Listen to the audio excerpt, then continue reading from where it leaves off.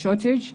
I think yesterday we saw reports in the media, different health facilities had stopped their vaccination drive across the country and had stated that they had not been able to get their replenishment of vaccines.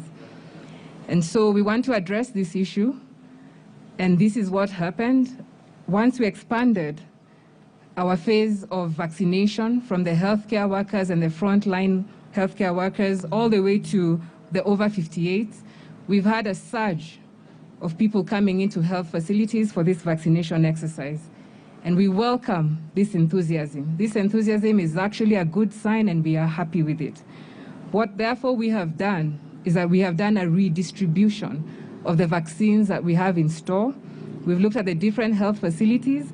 With the data that we have, we've developed a new redistribution list, and this is now then currently underway to ensure that that shortage that was described yesterday will soon cease.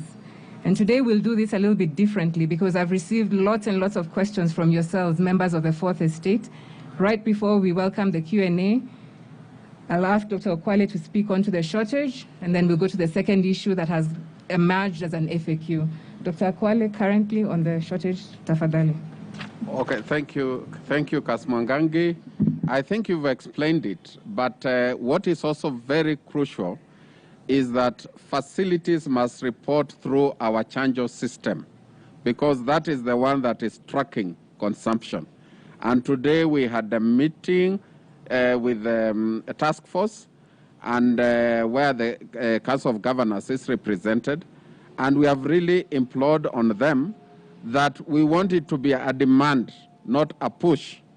So once you report, we are able to see how many vaccines you've used, and their replenishment becomes easier. However, the biggest issue was the vaccines initially distributed were based on number of healthcare workers and other frontline workers in the regions. But with the inclusion of 58-year-old and above, our target population of that is 2.7 million. So we are now dealing with 2.7 million against our earlier target of 1.25, and therefore the surge occurred. Thank you.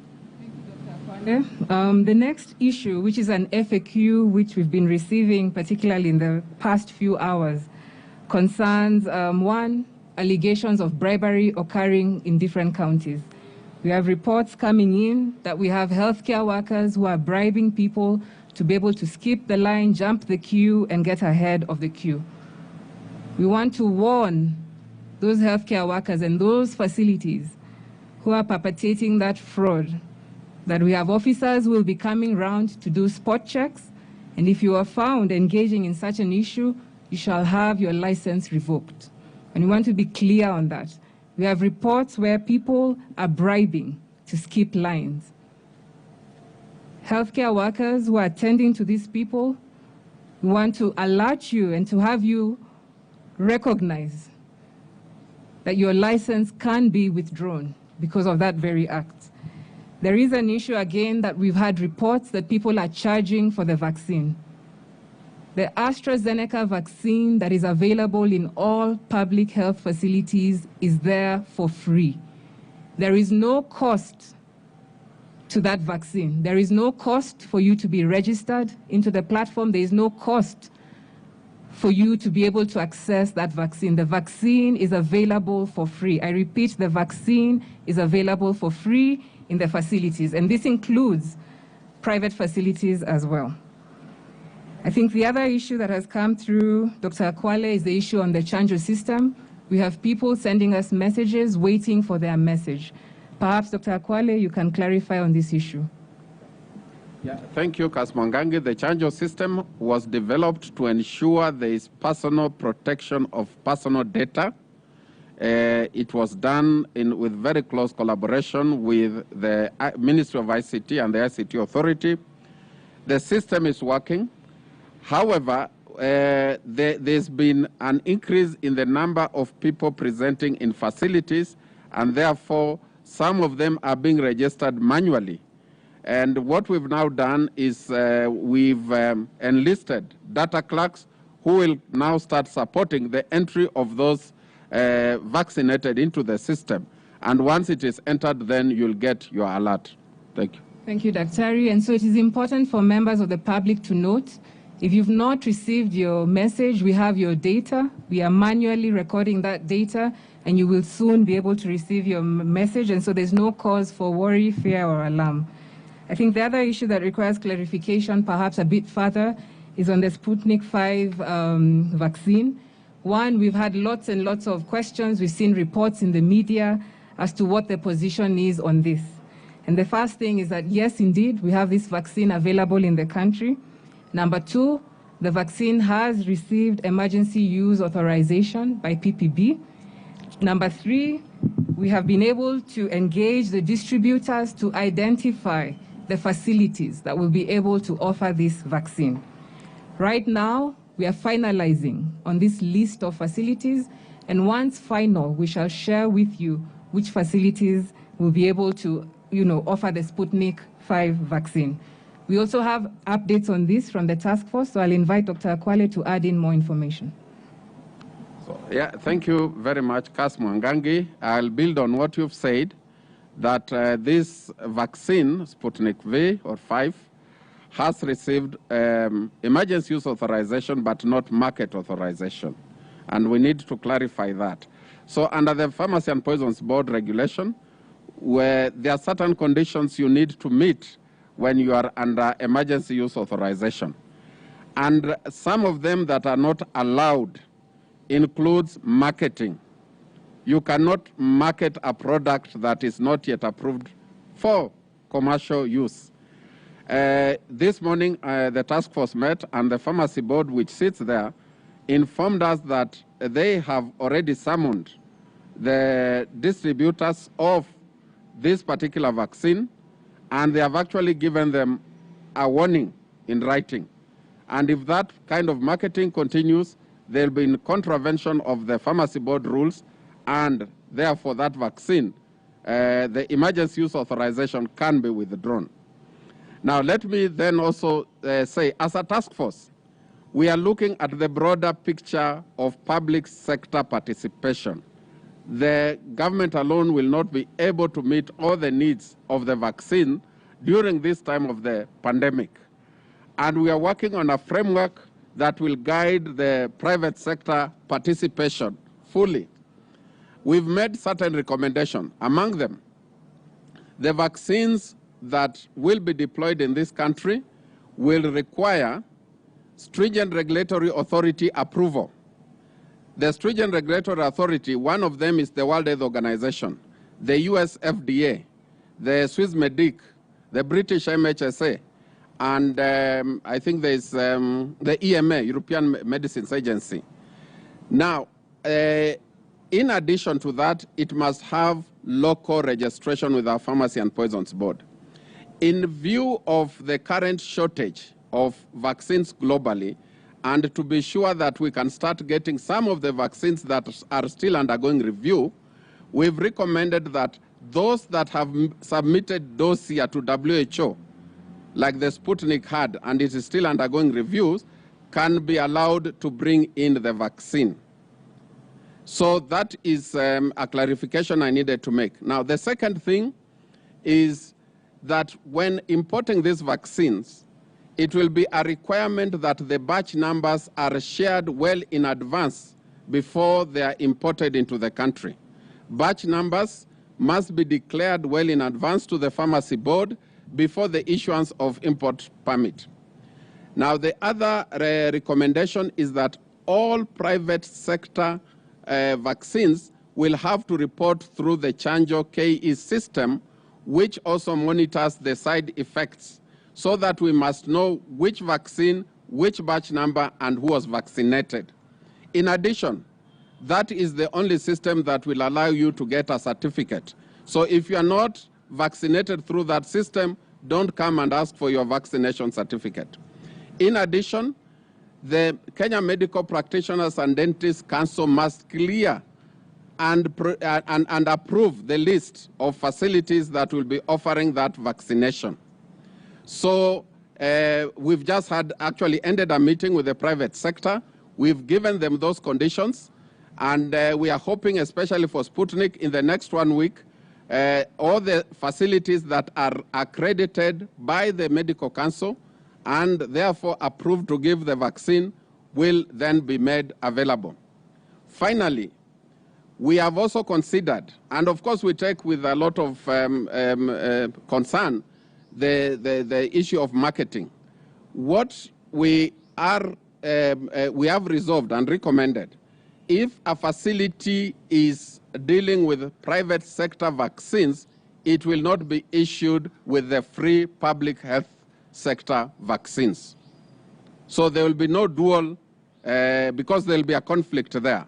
So you will choose either you support government efforts to give the no-cost vaccine, or you go into the business that you know best. Thank you. Thank you so much, Dr. Okwale. And I think for today, the last FAQ, I've received lots and lots of questions from members of the public. When can I receive the COVID vaccine if I tested positive recently? So by way of example, if you tested positive for COVID, say in February, are you eligible for the COVID vaccine that we are offering? And this is the answer that we have to this. We've engaged with the technical teams. And right now, what is recommended is that you can receive your COVID vaccine only after a period of 1 month, but contingent on clinician review. And this is important. I know previously we've mentioned here a period of 6 months, but particularly those who are over the 58 years of age bracket. We're getting lots of questions. I recovered from COVID in January. Can I now come and get my vaccine? And the answer is this. After 1 month of recovery, it may be safe, but only after a clinician has cleared you and has determined that you're eligible for getting the COVID vaccine. And so those who are in the vaccination points, it's important you relay this information to clients, because we've received lots and lots of questions with regards to eligibility to take the COVID Shield vaccine. I think at this point now I'll welcome Purity to start with the first question. Thank you. Good afternoon to you. Purity Museo from KBC. Let me begin with the AstraZeneca vaccine. We've seen some countries trying to withdraw the use of the AstraZeneca vaccine from reasons, side effects such as blood clots are seen in people who've received the vaccine. Maybe you can tell us, do we have, from the people that have been vaccinated so far, do we have cases of these side effects, the adverse? Then is there science behind the long-term complications for the AstraZeneca vaccine? Then on the Sputnik vaccine, earlier this week, Dr. Mercy, I'm glad you're here. You had said that the Minister of Health had not considered using the Sputnik vaccine, but it has been approved by the PPB board. Now, my question would be, were there reservations? Were there some of the things that you had noted with this vaccine that the ministry had decided not to approve its use in the country? Again, the Russian embassy yesterday did say that the vaccine was only imported by a private company. Which company is this? Did this company follow the guidelines that Dr. Willis has just mentioned? And if not, what is going to happen? Because there are Kenyans who have already come out to say that they have received the jab. Thank you.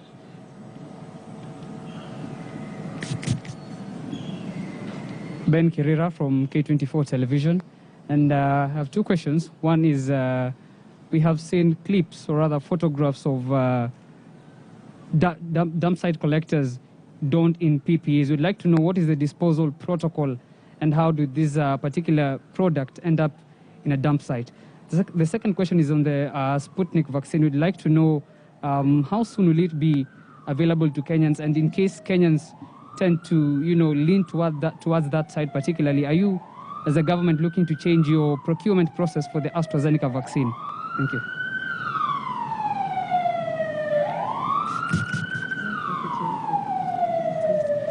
My name is Dorcas Wangira from Citizen TV. I have a follow-up question, and one, the conversation today has been on unlock our country, and many Kenyans are saying that with the current economic situation, how long will this situation persist, and wanting to hear just the voices from the ministry which advises the president. And then the second question is still a follow-up on this Sputnik V. Already there are clinics that have administered the vaccine. Yesterday we saw prominent lawyers saying that they have received the vaccine. So will it be legal for any Kenyan to just walk into the clinics that are already giving this vaccine and getting it? And Dr. Akwale has mentioned that there are other vaccines which are undergoing review. Could you mention which ones these are?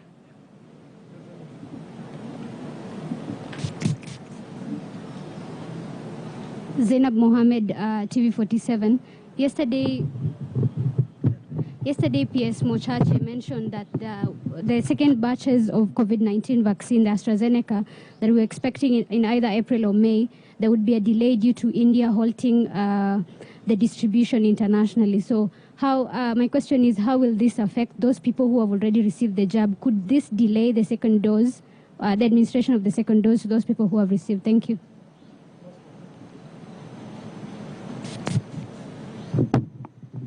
My name is Chebet Berir from KTN. My question still is on the Sputnik V vaccine. With regard to government informing Kenyans when it was brought in, the question is, why didn't the government inform Kenyans the moment the vaccine got into the country? And then how efficient is it in terms of percentage? Thank you.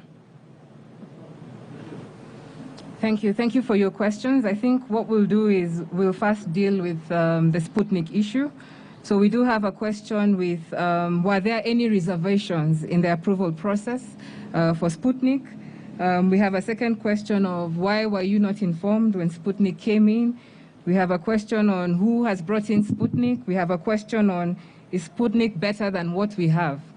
And this is the response to those questions that touch on Sputnik. One, by the time we were engaging and rolling out our vaccine deployment plan, it was absolutely clear that we required private sector engagement to be able to get to the sweet number of at least 60% of Kenyans having been vaccinated. And so at the outset, the principle remains that we encourage private sector collaboration, and this was welcome.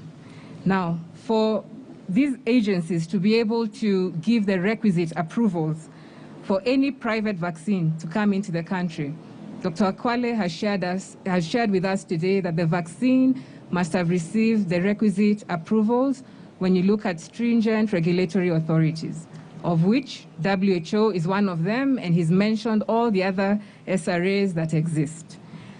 But in terms of the Sputnik V vaccine, this vaccine is already in use in close to 60 countries, and by the time it was here, what needed to be done is to develop a framework in terms of how we shall be able to roll this out, and that is a framework that we're telling you we're currently finalizing.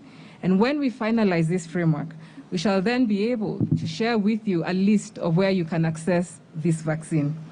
In terms of the efficacy of this vaccine, it's important that we all understand, not just for Sputnik, not just for AstraZeneca, not just for Moderna or Pfizer or J&J, that to date, there has been no scientific study that has compared Sputnik versus Astra versus Pfizer versus Moderna.